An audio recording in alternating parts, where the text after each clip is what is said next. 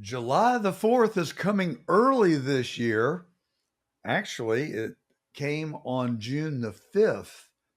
Fireworks are popping, ex- explosives are going off in the nation's capital and on the internet. It all started with this interview with Elon Musk.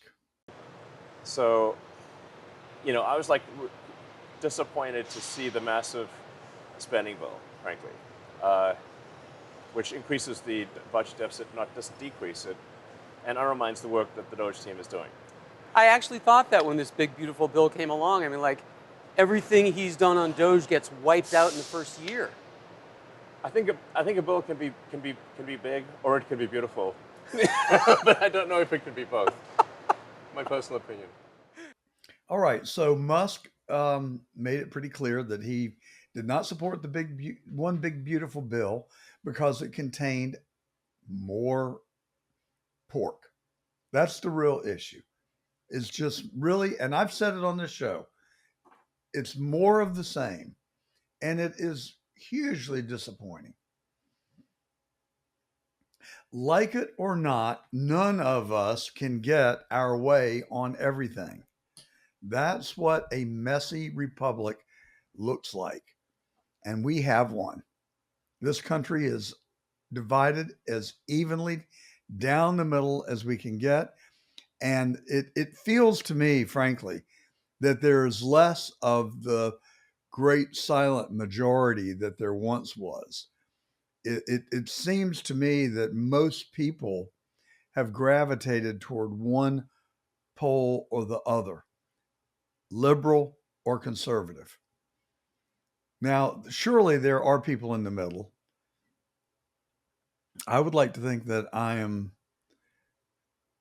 middle, towards the middle, than all the way over on the right for certain. Um, so politics is ugly to watch, and it's ugly to watch laws being made. I mean, I can't remember who said it, but uh, and I can't remember the exact quote, but it was effectively if you don't want to watch sausage nor laws being made because both are really disgusting to watch. And I think that's what we're seeing unfold in real time right in public. And that did not used to happen. Thanks to the internet for that. But the bromance between Donald Trump and Elon Musk has gone way off the rails. And Thursday afternoon, it got really nasty and bitter. Uh, Here's what Elon uh, tweeted. Welcome back. Elon Musk taking aim at President Trump's big, beautiful bill. This is it faces a lot of opposition from Republicans in the Senate. Musk posting on X, "I'm sorry, but I just can't stand it anymore. This massive, outrageous, pork-filled congressional spending bill is a disgusting abomination. Shame on those who voted for it. You know you did wrong. You know it." Well, the White House just responded a moment ago in the briefing. Take a listen. The president already knows where Elon Musk stood on this bill. It doesn't change the president's opinion. This is one big, beautiful bill, and he's sticking to it. All right, so there you have it. The lines have been drawn. And look, I actually like both of these men. And I'm torn on whose corner to get in. And I've been honest and upfront, transparent with you all that I'm conflicted by it. I hope that doesn't come across as being weak or wishy-washy or trying to be political, because I'm not. I'm just flat out being honest because I can truly see both sides. But neither man is without fault. They both have a large quotient of hubris. And that, my friends, has been the downfall of many, many great leaders throughout the history of mankind. And I think we're seeing that on display here. My biggest objection is that neither of them I don't think, should have gone to Twitter and gone public with their battle of words. And I think Elon really has put a wedge in between their relationship, which I really hate. But Trump hasn't been um, an angel either through all of this. I almost came here 2 weeks ago and predicted this. And I thought better of it because I did not have direct evidence.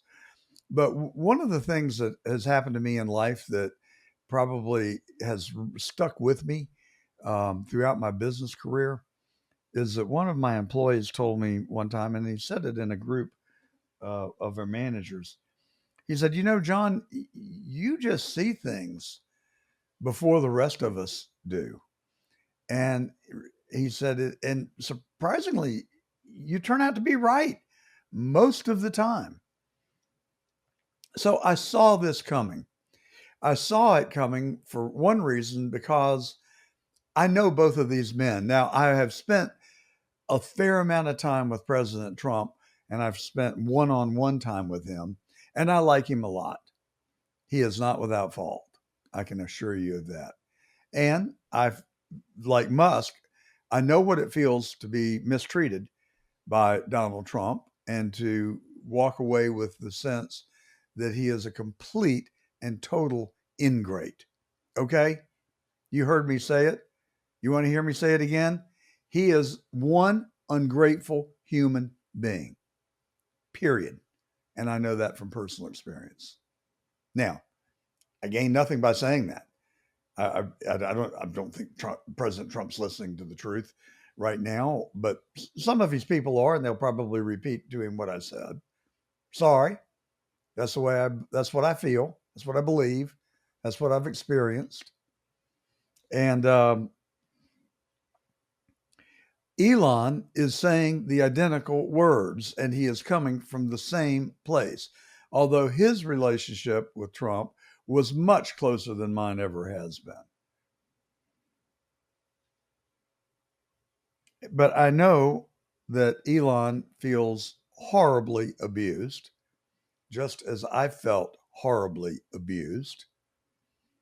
And I'm not equating what I experienced with what Elon has experienced, but it's this same church and the same pew, okay? If you know what I'm trying to say. But Elon, I believe, genuinely is expressing his belief, and he's one smart guy, that this federal spending has got to stop. And Mike Johnson, when he was a member of the House, said that it has to stop. But where is the impetus for continuing the irrational, irresponsible, out of control spending coming from? And why can we not stop it? The Republicans control both houses of the Congress and the White House. Why do we lack the will to stop it? Well, I don't know. We know that the special interests carry way too much clout and weight in Washington. Is that the reason? We know that the country is virtually evenly divided. Is that the reason?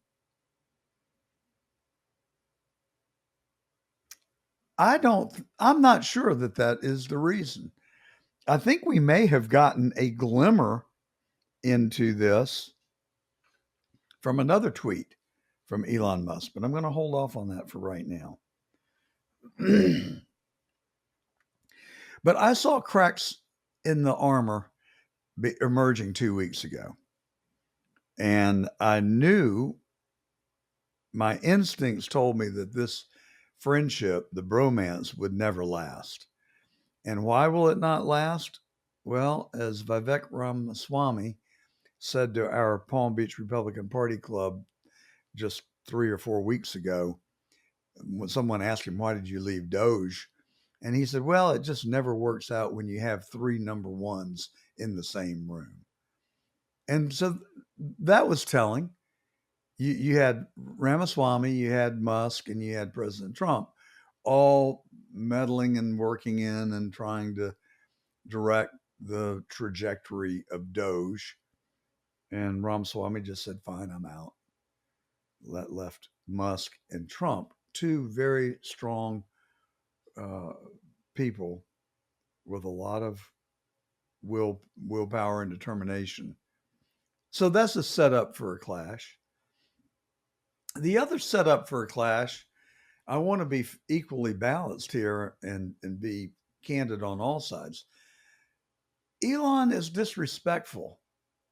Elon is disrespectful to every single person in the Oval Office, every single person in the cabinet room, and every single American watching on television.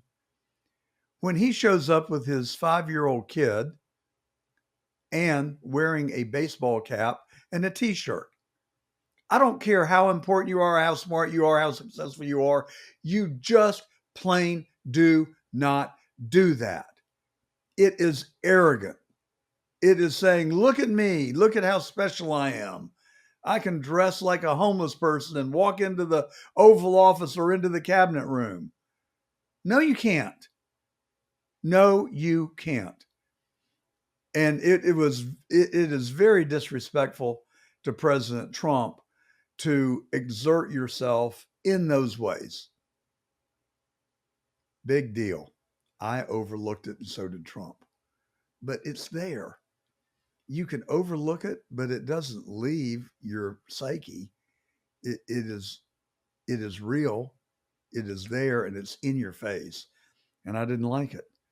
And I felt that unwillingness to conform would translate into other forms of disrespect. Now, Musk got into a shouting match with Steve Bannon. I think they almost came to fisticuffs.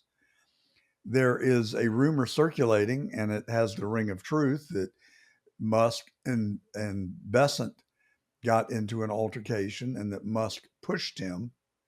If that's true, you don't have to really wonder why he got pushed out. And then the most telling of all was when the hit piece showed up in the New York Times last weekend saying that Musk was on a cocktail of ecstasy, ketamine, and mushrooms, hallucinogenic mushrooms. And that information had been supplied by unnamed sources. Ladies and gentlemen, that's what we call a hit piece. And I think it was a bunch of BS. I think they were lies. Now, has Musk used ketamine, taken ecstasy, and experimented with mushrooms before? I don't know, but I would not be surprised if he has. And I wouldn't be surprised if a lot of our listeners have. And, it's just what a lot of young people do when they're young and tempted and put in environments where those things are present. So I don't know. I have no insight into Elon's past drug use, but there is no chance in my mind that he was doing that while he was on the campaign trail in Pennsylvania, nor when he was working on DOGE in the White House. I just flat do not believe it. And I think that if he had, that it would have been apparent to everyone. There is no outward appearance of that. I do wonder how he's able to work for 18 hours without sleep. I think sleep deprivation can make people become irritable and on edge. And I think the White House is probably a very high pressured environment. And I'll tell you, to get along with Donald Trump, you've got to do 3 things, I think. 1, you have to stand up and salute. 2, you have to praise him and tell him how wonderful he is. And 3, you have to somehow come to agreement with him on virtually every point. I've not had that personal experience, only a little bit, and it was minor. It was inconsequential.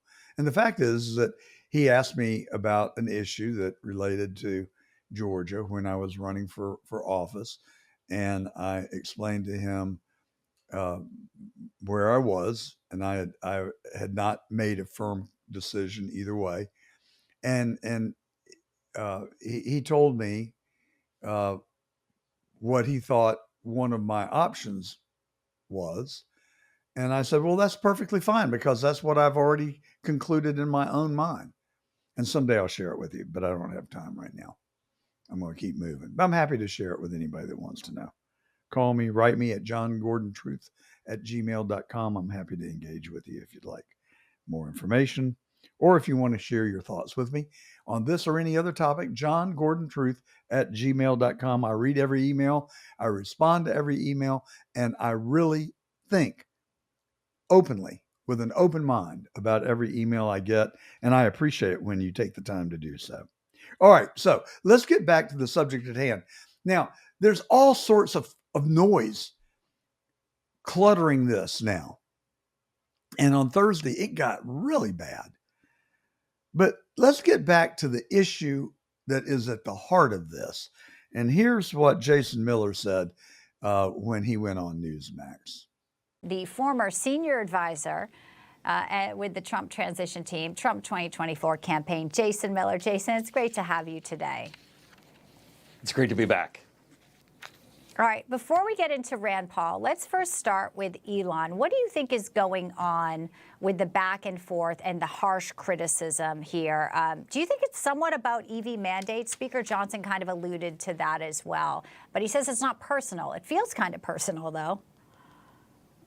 Well, here's an important point to keep in mind that everyone should be thinking about is this is still going through the Senate. There's still a lot of changes that are going to be made. If you have this juice, if you have this influence, then you should be taking that and trying to change the bill to make it however you best see fit. Now, when you leave the administration, you're going back to your business, then obviously you're speaking on behalf of your business. You're not speaking on behalf of the administration or necessarily the American people. But I think Elon is going about this a completely wrong way here, because the other thing, too, is it comes across as very personal. And look, this is a big, massive budget bill. It's the reconciliation bill. President Trump did not call it the big perfect bill. He called it the big beautiful bill. That's how it works. The Constitution says it goes through Congress. That's how it gets done. It's not as though the president and the rest vote get to go and write the entire budget and send it in. And so at a certain point here, either you're part of the solution or you're part of the problem. Right, we don't want to see those big tax increases for Americans when the 2017 tax cuts expire. Do you think he wanted to stay on longer? Do you think that's also part of it? There were some reports that maybe he wanted to go past the 130 days because now, as you said, he's out. He's kind of speaking as a business person, not so much of, the head of DOGE. Well, of course, he could have stayed longer with the administration, but you have a certain time window as being a special government employee from which to do that. Now, if you were to go full time inside the administration, you obviously have to divest yourself of companies. And I tell you, Elon's very considerable wealth and holdings in various companies. It'd probably be a little bit tough to even do that. I don't think you can just go and sell all the shares of Tesla and SpaceX and everything that he has. But putting that aside for a moment, President Trump likes to take opinions and input from folks all the way across the spectrum. Maybe they're inside of government, maybe they're outside of government. There's always a seat at the table. But you can either go and try to craft it, though, but when you just go this strong against the president, I don't think that's particularly smart. And as you said, this actually goes and brings down the deficit, which is very critical, and it's all about growth. This is the thing that's getting caught up in. I think the Washington insiders are really missing this. The only way we're going to get ourselves out of the hole that Joe Biden dug for us is with growth. This bill does that. It makes sure that we keep taxes low, brings them down on no taxes on tips or Social Security or overtime pay. These are things that will actually boost the economy. The expensing going back to first of the year, R&D costs being able to retroactively expense those. This will make a massive positive impact, not even to mention it secures the border. So it's not a big perfect bill. Right. It's a big beautiful bill. Let's get behind it and support the president. All right, so I agree with what Jason Miller said on virtually everything, except the way to get out of this is not exclusively through growth. absolutely growth. We have to have growth to be able, as one of the solutions to the problem.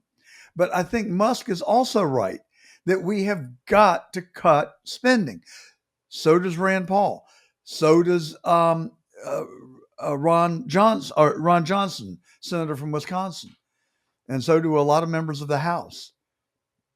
But the problem is we live in this complex society that is evenly divided with a lot of lobbyists and a lot of special interests and a lot of politics comes into play.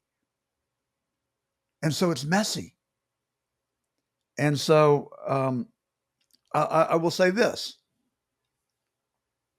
When you're working for someone and Elon Musk accepted a role in government, in the administration, and Donald Trump is the commander in chief, he is the president, there is only one way, and that is the president's way. He gets to decide. But in Elon's case, he had full unfettered access. He could go into the Oval Office, close the door, say, Mr. President, I'm not happy about this. I think you need to rethink this. I think along with the growth, there have to be cuts. And I'm sure that he did. And I am sure that he lost the argument. So you've got two choices. Shut up and stay, or you can leave and then you can speak your mind. But you can't do both. And I think that rather than Elon Musk leaving, he was asked to leave. At least that's what President Trump is saying now. So as I said, it has gotten nasty. It started 2 weeks ago with this clip. And that's when I started to come on here and tell you what I saw coming. But I did not want to put myself in the position of stirring the pot, poking the beehive. And I didn't have factual information. And this program is the truth. So it was truly what I believed, but I didn't have enough facts. I didn't feel like to come on here and tell you at that time. But here's what really got my attention. I wondered whether you have decided yet how much you're going to spend on the upcoming midterms. Is it you spent a lot more money on the last US election than you envisaged when you were speaking here 3 years ago. Are you going to continue to spend at that kind of level on future elections? I think in terms of political spending, I'm going to do a lot less in the future. And why is that? I think I've done enough. Is it because of blowback? Well, if I see a reason to do political spending in the future, I will do it. I do not currently see a reason. Okay, if that doesn't tell you everything you need to know, I don't know what does. That was a direct message to Donald Trump that Musk was out. Now, which came first? Was he squeezed out, or did he decide that he wasn't donating anymore? That was pretty in your face, though, don't you think? I mean, he could make that decision. He didn't have to state it publicly on a world stage. So now the relationship has gotten off the rails and they've gone to the gutter. Here's Donald Trump's retort to Elon Musk. The criticism that I've seen, and I'm sure you've seen, regarding Elon Musk and your big, beautiful bill, what's your reaction to that? Do you think it in any way hurts passage in the Senate, which, of course, what is you're seeking? Well, look, I've always liked Elon, and it's always very surprised. You saw the words he had for me, and he hasn't said anything about me that's bad. I'd rather have him criticize me than the bill, because the bill is incredible. It's the biggest cut in the history of our country. We've never cut. It's about 1.6 trillion in cuts. It's the biggest tax cut. You would say, people's taxes will go way down, but it's the biggest tax cut in history. We are doing things in that bill that are unbelievable, and When you look at what we're doing for small businesses, for people, for middle-income people, all of the things that we're doing, nobody's ever seen anything like it. And, Elon's upset because we took the EV mandate, and, which was a lot of money for electric vehicles. And, they're having a hard time, the electric vehicles. And they want us to pay billions of dollars in subsidy. And, Elon knew this from the beginning. He knew it for a long time ago. That's been in there. That's been, I would say, JD, that hasn't changed. That's been right from the beginning. Mr. Secretary, that hasn't changed at all, right from the beginning. But I know that it disturbed him. He wanted, and rightfully, he recommended somebody from that he, I guess, knew very well. I'm sure he respected him, but to run NASA. And I didn't think it was appropriate. And he happened to be a Democrat, like totally Democrat. And I say, look, we won. We get certain privileges, and one of the privileges, we don't have to appoint a Democrat. NASA is very important. We have great people.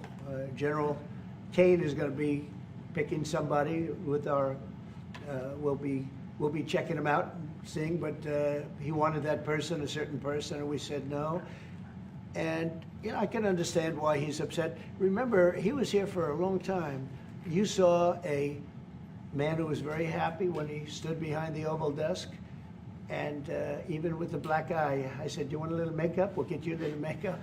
But he said, "No, I don't think so," which is interesting and very nice. He wants to be who he is, so you could make that statement too, I guess. Look, Elon and I had a great relationship. I don't know if we're well anymore. I was surprised because you were here. Everybody in this room practically was here as we had a wonderful send-off. He said wonderful things about me. You couldn't have nicer. Said the best things. He's worn the hat. Trump was right about everything. And I am right about the great, big, beautiful bill. We call it a great, big, beautiful bill because that's what it is. All right. So, and like Jason Miller said, it's not a perfect bill. He didn't call it the big, perfect bill. He called it the big, beautiful bill. So that kind of resonates with me. I get that. But man, Musk then just went off the rail. Now, look, Mr. President, please keep it real. I remember just recently, and I'm sorry we haven't tried to find the clip, but President Trump on national television, I don't remember the setting. It may have been on Air Force One. It seems like it may have been. I just don't remember. But I vividly remember the statement.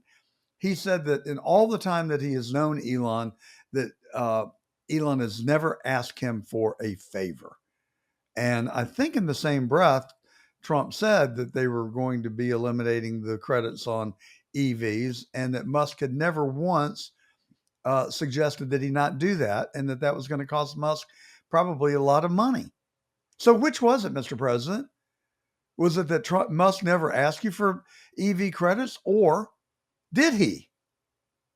Or maybe he did after you made that statement. I doubt that. But I said I know both men.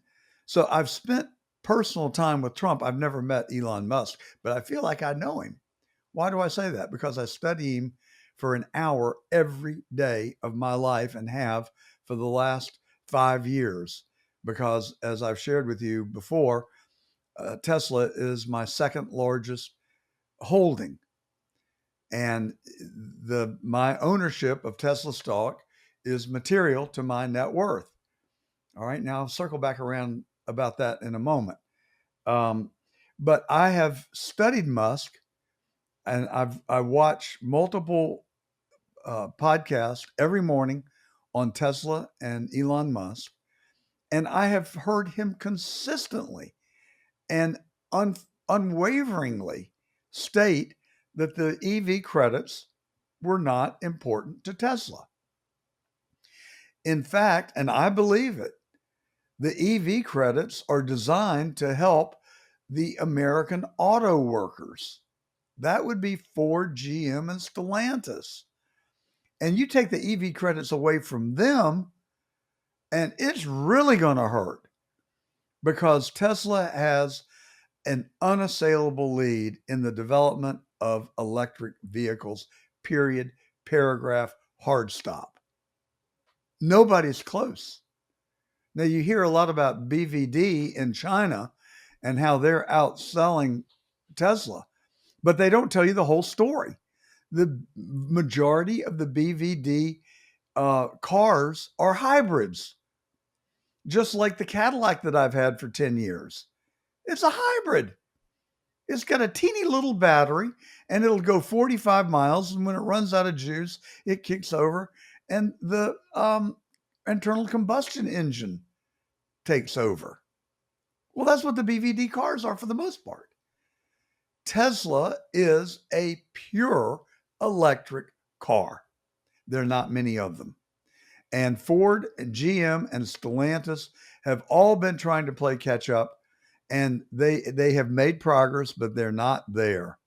Especially, no one is there on full self-driving and autonomy. Like it or not, it is coming and it is barreling down the tracks. And I want to talk about that a little bit more when we're done with this segment. But so when Trump said that, I think it really hacked Musk off. And I don't blame him because Musk has been unwavering publicly, very publicly, in saying that EV tax credits, that if he had his preference, they would do away with them. For the reason I just said, it only helps his competition. They've got the technology. They can succeed and be highly profitable without the EV tax credit. Now, does it help? Of course it helps. It reduces the price of a Model Y from roughly $44,000 to $37,000. And getting below $40,000, trust me, it is a magical number for the sale of automobiles and creating demand. Above 40,000, you've got a very small market to serve. Below 40,000, it really starts to open up. And below 30, it is gigantic. I think that's where Tesla's headed. But given the fact that Musk has been unwavering in his statements about the EV credits, I think for Trump to come out with that, unless he knows something that I don't know, unless Musk legitimately came to him and lobbied him to keep the credits and expressed his dissatisfaction, then I don't think that that's a fair statement for Trump to have made. So here's what Elon tweeted. After that video, Elon comes and tweets, and we'll put it up on the screen for our live stream. We're coming to you on John Fredericks Radio Network, just like we do every Saturday and Sunday from noon to 12, or noon to 2 and 1 to 3 on Sundays on the Saturdays and Sundays on the John Fredericks Radio Network. Excuse me.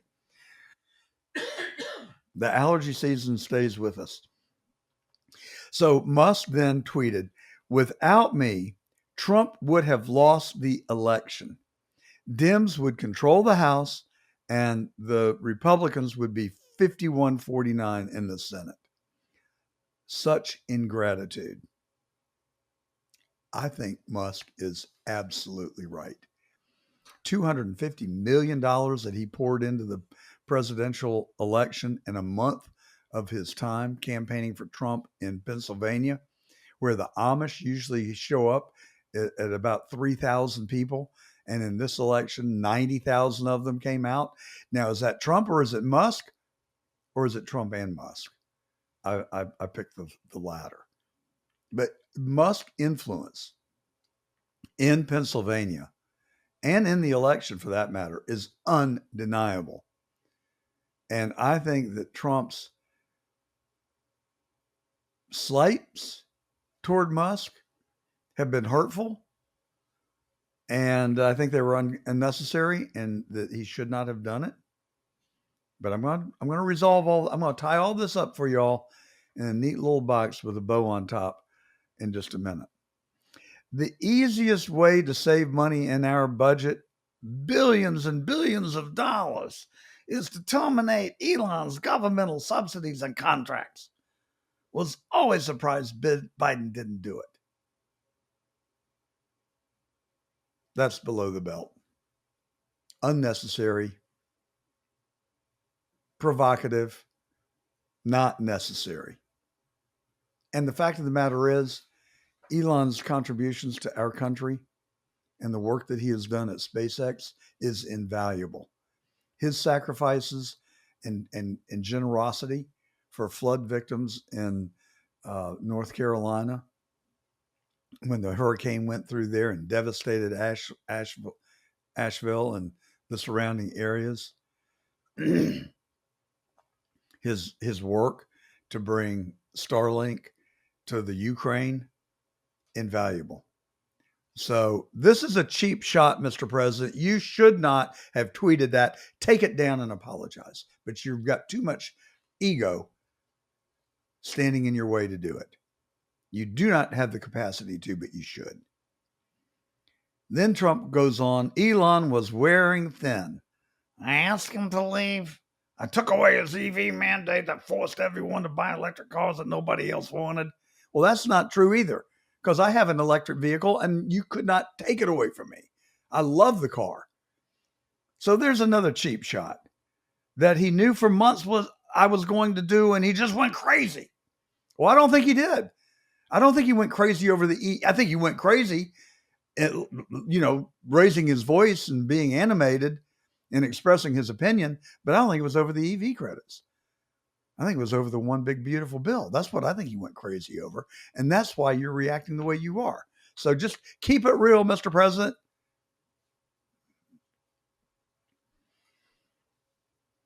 Well, then Elon retorts, time to drop the really big bomb. I don't feel good about reading this. I'll be frank with you. But my job is to report the news and do it truthfully. And that's what I'm going to do. Elon Musk, time to drop the really big bomb. At real Donald Trump is in the Epstein files. That is the real reason they have not been made public. Have a nice day, Donald J. Trump. Then he goes on to post, mark this post for the future. The truth will come out. All right, Mr. Musk, your turn for my scolding.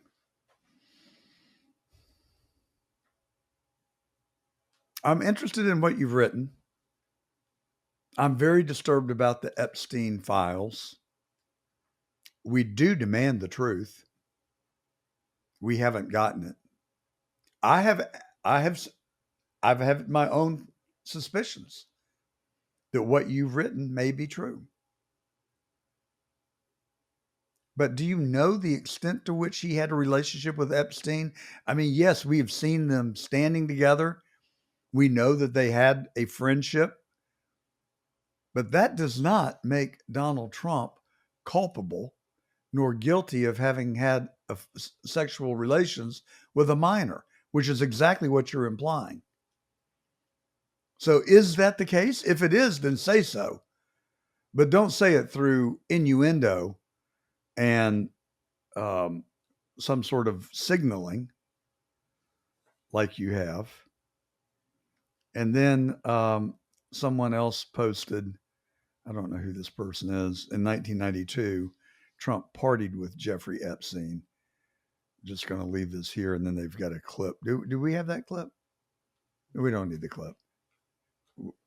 But partying with someone, I mean, that does not make you guilty.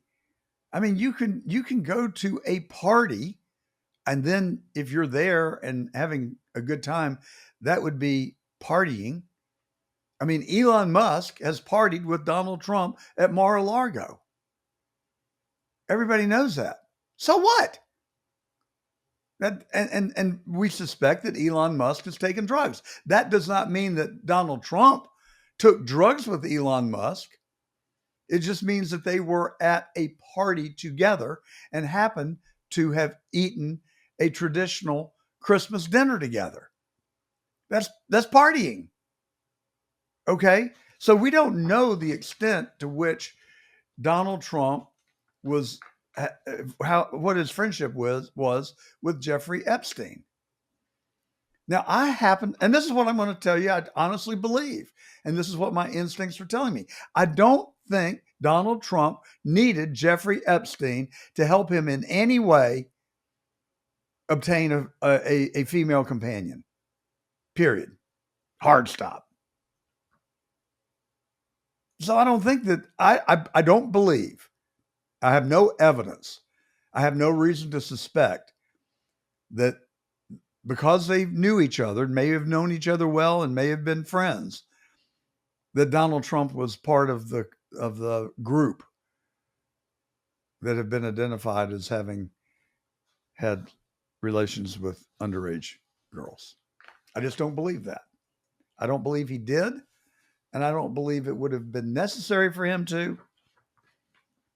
I think that Donald Trump has done just fine with the ladies on his own without having to have somebody like Epstein hook him up. Boy, I tell you, it's gotten pretty confusing, hasn't it? Gotten pretty tense.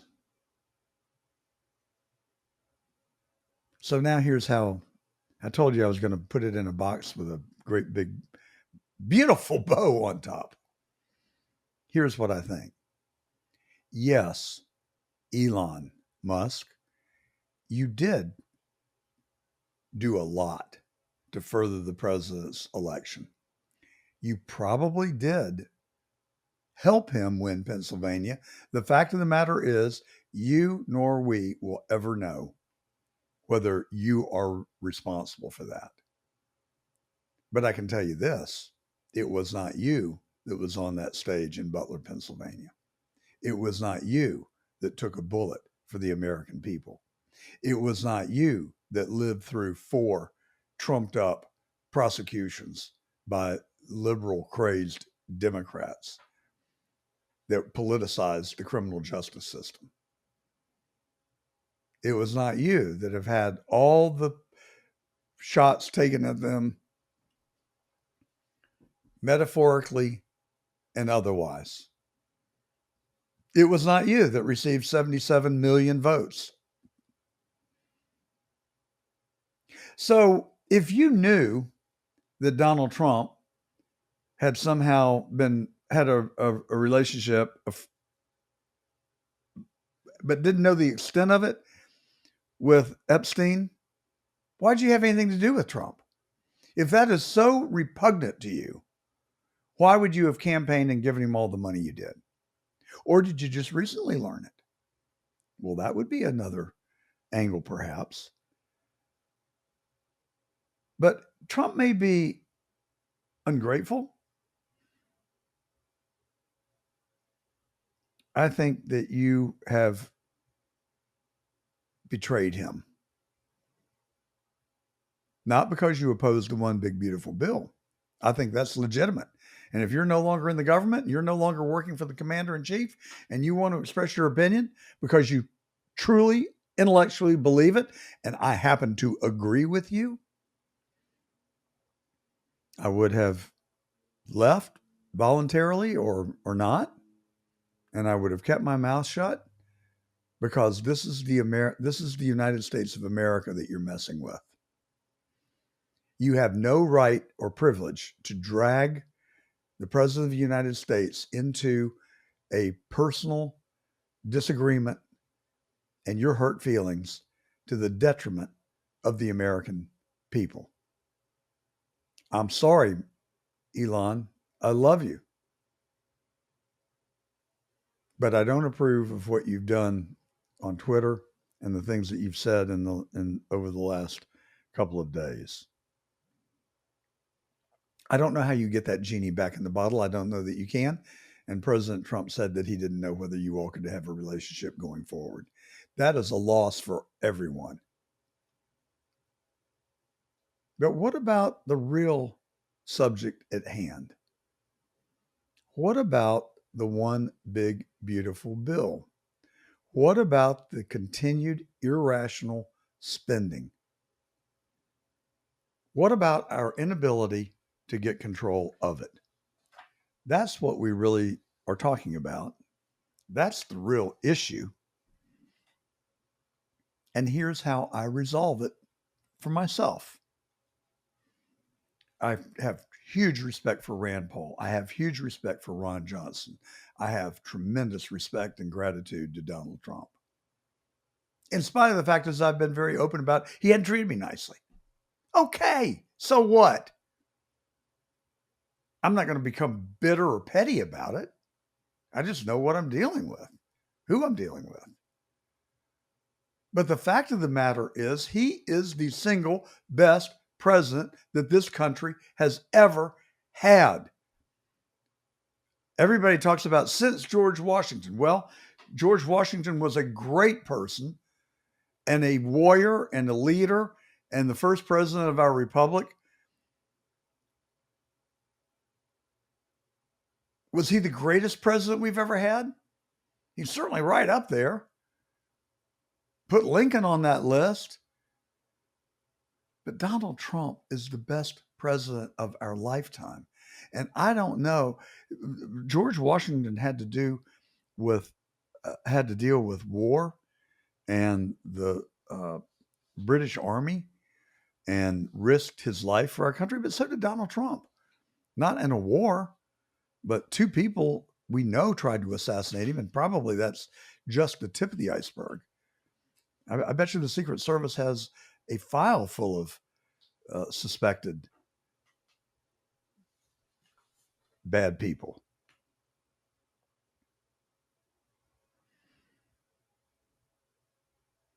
So I think that this federal government, as I've said before, is rotten to its core. I believe the intelligence community has got a strangled hold on it. If Donald Trump did do something untoward with Epstein, the intelligence community probably knows it. Are they blackmailing him? If they are, and Elon let the cat out of the bag,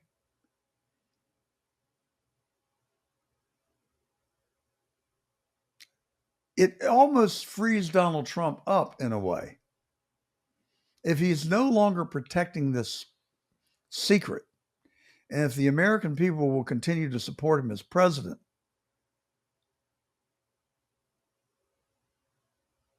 I would be in that group, I believe, without knowing more. But the fact of the matter is, I don't know. Do we need to know more? Do we want to know more? Should we know more? Or do we put the longevity and the history of our country at the top of the list in our priorities? We could debate that. We could have a genuine discussion about it. But I think the big, beautiful bill is one piece of a huge, complex Rubik cube. And I think that Donald Trump, Scott Bessent, and the Secretary of Commerce and the other Russ Vought at OMB and the other very smart people that Trump has around him, I think it's just one piece of a big puzzle. And so here's where I come down on it. Forget all the noise. I'm not going to allow that to affect my judgment in the here and now. We elected Donald Trump, 77 million Americans. We have trusted him because he has proven to be the best president of our lifetime. Elon, make your case, but do it intellectually based on the topic at hand. Don't be guided by your hurt feelings. Don't get in the mud. It does not help your image. Mr. President, rise above it. Continue to make the arguments to the American people about why this bill is important. And I'm there. Here's where I'm getting to. I am there. Pass the big, beautiful bill. Get compromises where we can. But what people don't realize is that the 2017 tax cuts expire. And they were the biggest tax cut ever given to the American public, American citizens, in Trump's first term. To let those expire would be devastating. It will wreck our economy. That is a consequence we cannot afford to take. Nobody's going to get your way on everything. Take the good that we can get.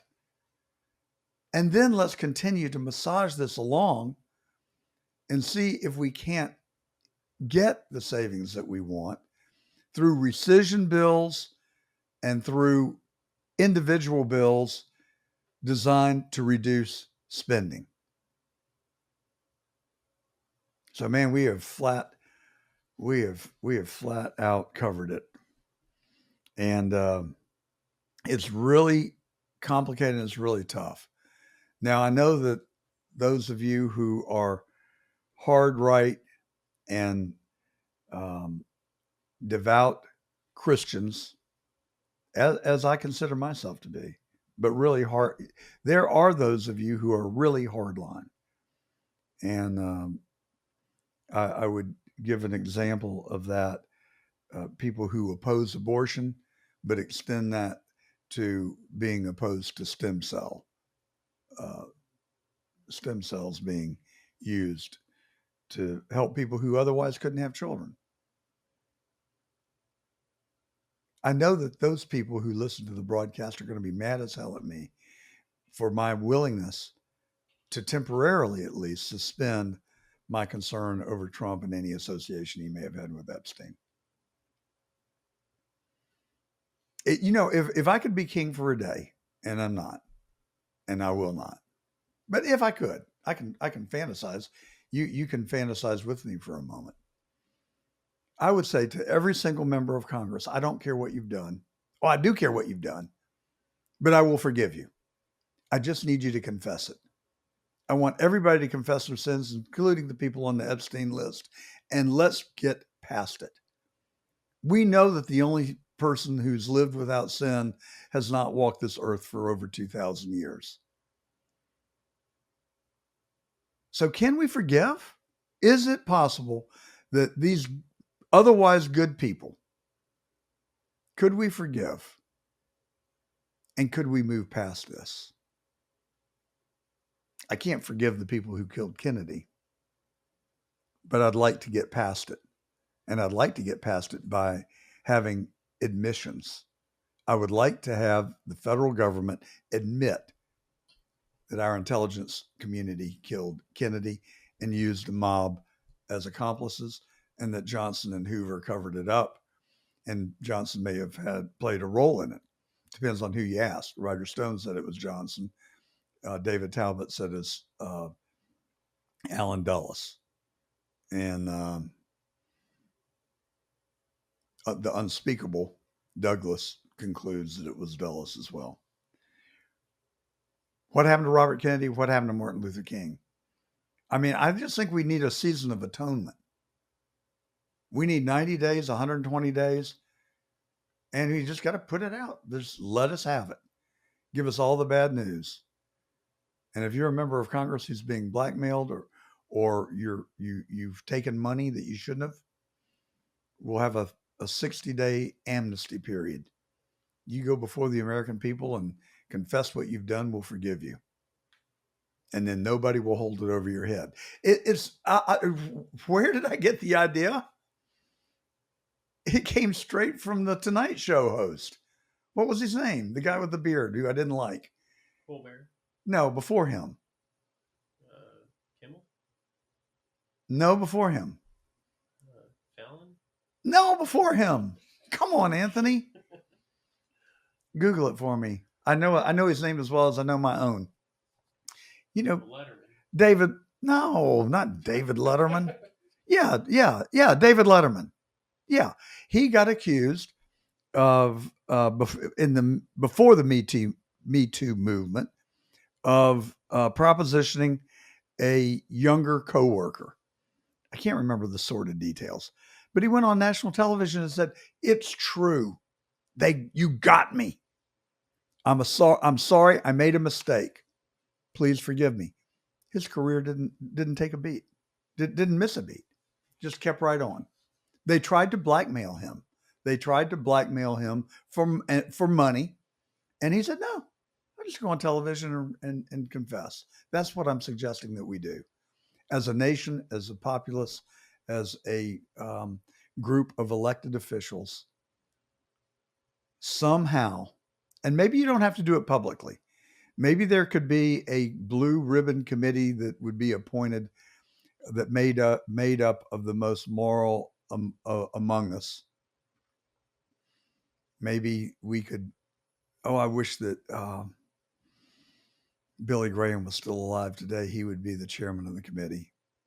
But I'm sure we could find 10 or 12 decent human beings that could be on the committee, and people could go in and confess their sins, and we would catalog them, and we would give them amnesty and forgiveness. But we would free them from the burden. Is that what we're seeing played out here?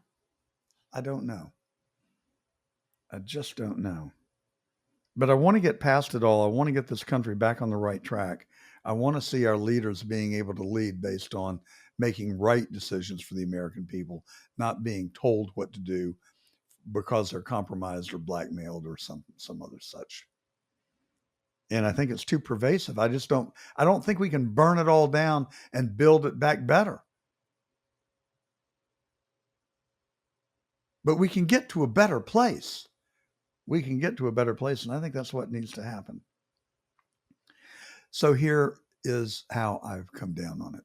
Pass the big, beautiful bill, take the good with the bad, and then go to work on perfecting what we want to do over a period of time. The tariffs will give us revenue to do that. AI will bring a lot of new revenue to our GDP, and that will give us new tax revenues. The amount of investment, $10 trillion that Trump says has been committed to be invested in our country, will create hundreds of thousands of new jobs. The golden age is upon us. We cannot afford to mess it up, to screw it up.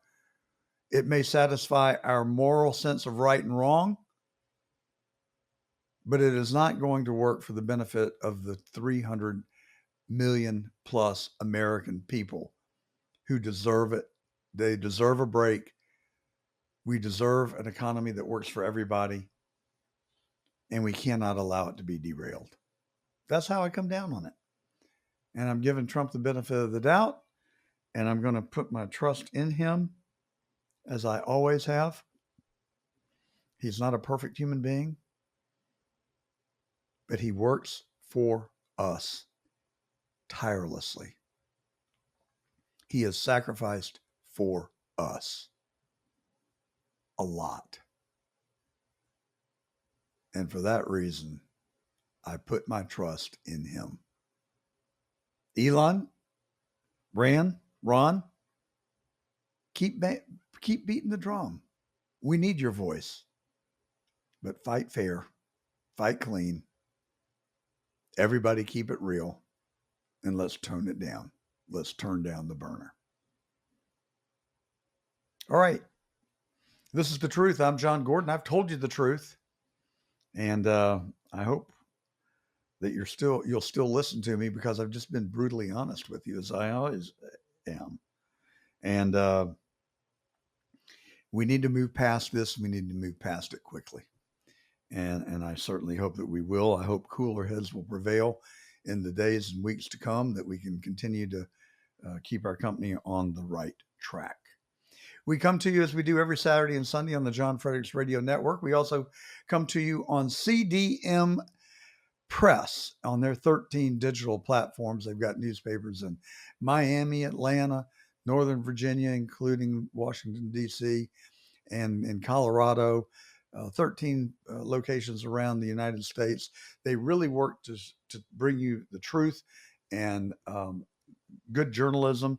And they believe in us enough that they rebroadcast, or they take our feed and they put us out on their platforms and simulcast us. You can also find us on Rumble, Getter, X, Facebook, and johngordon.tv, as well as YouTube. So thank you for tuning in. Today's broadcast is brought to you by Perfect Circle Renewable Energy. They are an Atlanta-based company that performs services for restaurants. They will clean your grease traps, collect your waste vegetable oil. They also provide deep cleaning for the back room, as well as the front of the house. They offer containers for waste oil, as well as containment and impeccable service, including a 24-hour-a-day staffed customer service line where you'll get to talk to a real person. Now, if you call in the absolute dead of night, you may not get a live person for an hour or two, but you will get a call back and you will get a response. Perfect Circle Renewable Energy has been in business since 2009, and just have outstanding customer service and loyal customers as a result of it.